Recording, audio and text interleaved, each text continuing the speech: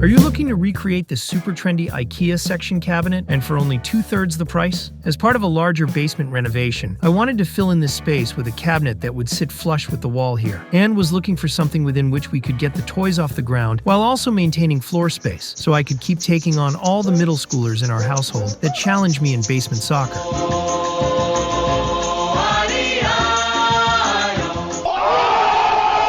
After measuring out the space, I began to search online for a single floating cabinet right around 36 inches.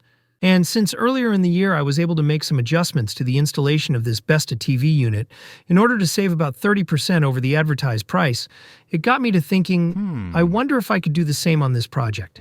But before we get into the details, please consider hitting that subscribe button, but not if you have a money allergy. I know there are probably a few people out there allergic to money who absolutely hate this channel. So if you suffer from a chronic money allergy, or if your seasonal money allergies are at all beginning to flare up, do not, I repeat, do not hit that subscribe button. So since this cabinet seemed like a decent solution for the space, I thought I'd give it a try. And I should mention that if you're at all interested in maybe putting this together at your place, make sure you stick around as we'll be going over our projected savings and what we'll need, as well as the various steps in the build, and then finally an overall assessment where we talk through the pros and cons. Okay, let's get right into it. So when I sourced this white cabinet on IKEA's site and presented it to the big boss lady, she used her executive powers to veto this white one, instead requesting this gray-green accent color, which looks great but also just increased our project cost by over 50%. But don't worry, there's a workaround.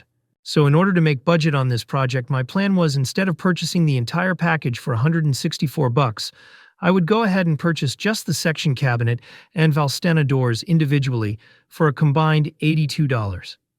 And since by doing so we're no longer stuck paying for the IKEA hinges, we can then fill in the pre-drilled IKEA pilot holes with wood filler and then swap in some less expensive soft close ones for some additional savings. Then when it comes to turning it green, we just have to sand, prime, and paint it, and all for a fraction of what it would cost to purchase it from IKEA. And when it comes to tallying up the cost of our painting supplies, even though I already owned a lot of this stuff, I will go ahead and give you both a total cost of buying everything new, as well as a sort of prorated total like you see here, based on the fact that you're only going to use around 10 or 20% of a few of these products on this specific job, meaning that you'll end up with a decent amount left over that you can then use on many more projects for years to come. So the very first thing that you'll want to do on this project once you unbox the doors and throw away the destructions is to go ahead and fill in these pilot holes with some wood filler. That way we'll have something into which we can drill our soft close hinges once our wood filler is dry. So based on a subscriber's recommendation, I'll be using this DAP wood filler that I had picked up for a recent project. But in the past I've also used super glue and cotton for this sort of thing, and it worked remarkably well. I'm using this 6-inch plastic knife as I found this process quite similar to skim coating drywall screws. You basically want to squeeze some in there, and then be sure to brush it in 2 different directions to make sure that you're getting good contact on both sides. These holes were quite deep, so I did have to come back and reapply a bit after about a half hour as things began to dry and shrink, so just be sure to keep an eye out for that. Okay, so with the doors now drying, it was time to lay out and assemble the frame. The first step of which was to place these 8 connector pieces into the left and right walls of the cabinet. If you're going to be using a drill, just make sure to set it on a fairly low setting here so you don't strip out any of these pieces.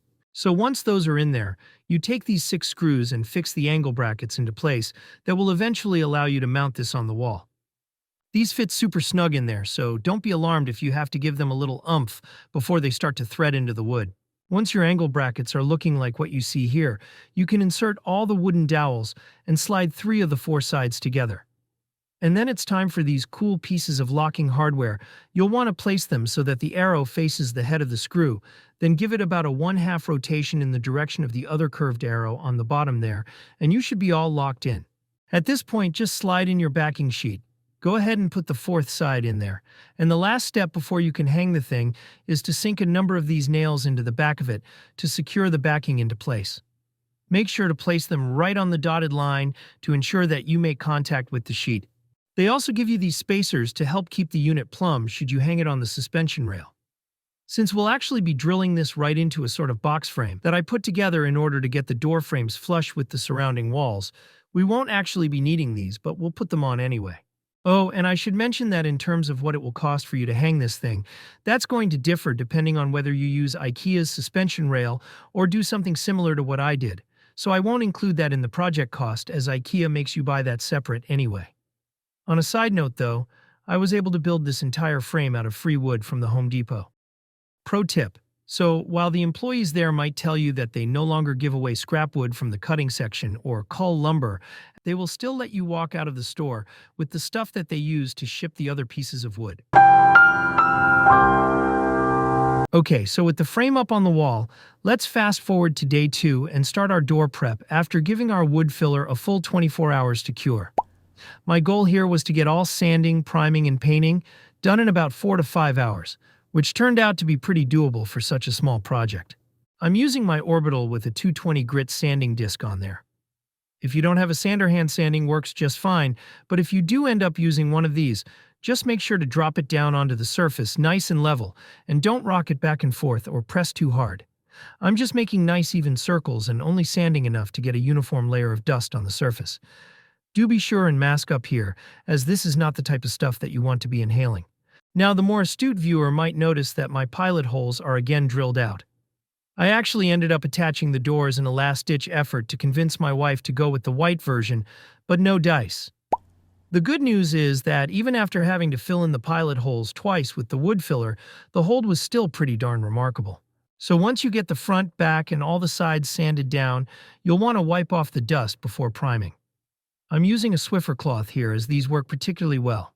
Now, while I had a lot of this oil-based Zinsser primer laying around from a few previous exterior jobs, since this one is going on YouTube and I wanted to do it by the books, I went ahead and bought some of this more expensive bin primer. This stuff set me back about $16 a quart at my local Ace Hardware, but as I mentioned earlier, I ended up only using about a fourth of this, as it bonds very well. So you're looking at around $4 or so of your total project cost on primer, even if you go with the good stuff. Now, I've heard that the oil-based would also work for this type of material, but if you end up going that route, make sure you have enough ventilation while working, as the VOC count is around 4 times as high. I'm using a pretty old roller here, and rolling the back sides first to kind of get a feel for the application before we do the fronts. If you don't have any rollers, I've actually found an excellent mini roller kit at my local dollar store for $1.25 that you'll see once I start the actual painting. It comes with 2 foam rollers, so you could definitely get by using one for the priming and one for the painting if you wanted to go that route. Once you get everything well covered, go ahead and step away for 15 minutes or so and wait for the hinge side to dry and level a bit. You can then carefully lift them up and paint the top and 2 sides, and go ahead and stand each door up against the wall. I've also seen people build a drying jig for this sort of thing, but the unfinished wall of my garage works well enough. It's actually around 50 degrees in my garage here, so I went ahead and let them dry like that for a little over an hour before laying them flat again and priming the fronts and lower lip. Really just focus on getting an even application here, as we'll be sanding down any imperfections after waiting for these to dry for about an hour. A few moments later. So again, we're using the orbital with the 220 grit, very light pressure, and be sure to wear a mask. Once you've gotten rid of any imperfections and dusted them off again, then the dirty part is over and we are ready to paint. I've got these sitting flat on a couple 5-gallon buckets of Kills primer, with the floor completely dropped off with a plastic drop cloth that I also got for $1.25 at the dollar store, along with this mini roller kit that I mentioned earlier. I was able to match the green color on IKEA's site with this ecological in an eggshell from the Home Depot. This 8-ounce sample only set me back $6.98 and even had a tiny bit left over after putting 2 coats on each of the doors. By combining this with the Flow-Trol, which is a lead-based additive that works as a paint leveler to get rid of any brush or roller marks, I was able to get a super premium-looking finish. But if you're putting these in a more high-traffic area and want something a little more protective, you might try something more like this bare urethane acrylic enamel. Okay, so as far as the painting goes, just be sure to mix in about as much Flow-Trol as the manufacturer recommends, and I would advise you to start on the hinge side of the doors again, so you can get a feel for how the stuff is mixing in before you have to paint the fronts. Be sure to just touch these hinge holes before rolling the rest of the door so you don't create an imprint on the roller and end up with hinge holes up and down the door. Then just try to get as even coverage as you can, and don't press with your roller, just get some on there and let the Flow-Trol do its magic.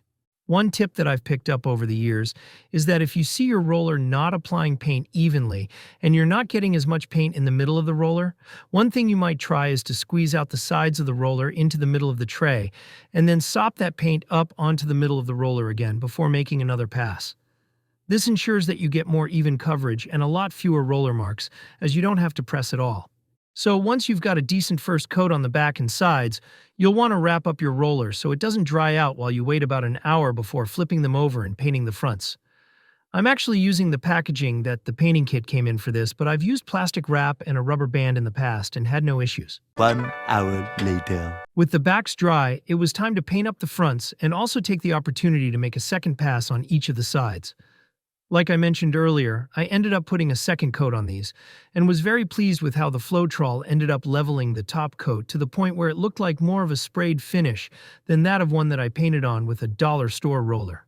Speaking of the dollar store supplies, one thing I thought I'd mention was how since I was using both a new roller and new paint tray, I didn't end up with any goobers from the roller or tray in the finish, and didn't really have to do any real sanding or fish anything out of the paint in between applications.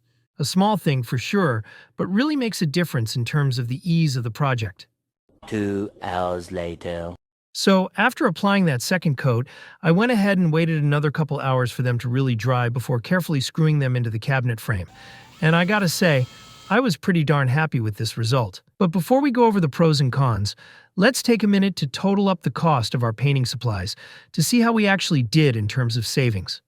So we ended up purchasing this bin primer for the project at $16 and used about a quarter of it. The paint itself set us back another $7. The mini roller kit was $1.25. The wood filler was $6, of which we used about a fourth. And although I owned the Floetrol, I probably used about 10% of what would be an $11 bottle had I bought it new, so let's call that $1 as well. Oh, and don't forget that 66-cent sanding disc. So if we total all that up, we end up right around $15 for the painting supplies, bringing the grand total of our build to $107, or just under 2/3 of what we would have spent had we bought the whole thing from IKEA. Nice. So let's go over the pros and cons and who this project is for. If you're someone that does a bit of painting and some DIY around your place, and you think you'd most likely get some use out of the Floetrol and the rest of the wood filler and primer, or maybe if you're thinking about putting in a wet bar cabinet and need to match an existing wall color that you can't find at IKEA, or even if you just like to paint and want to save a few bucks, then I would definitely give this one a try. Now, if for some reason you don't think you would ever use any of those supplies after this one job, or you just want one of the many basic colors that IKEA offers with this product, then you'll probably just want to sit this one out. Anyway, that's it for this one. And if you made it this far, please consider subscribing and dropping a comment if you found the video at all valuable, and I'll see you next time. Thanks.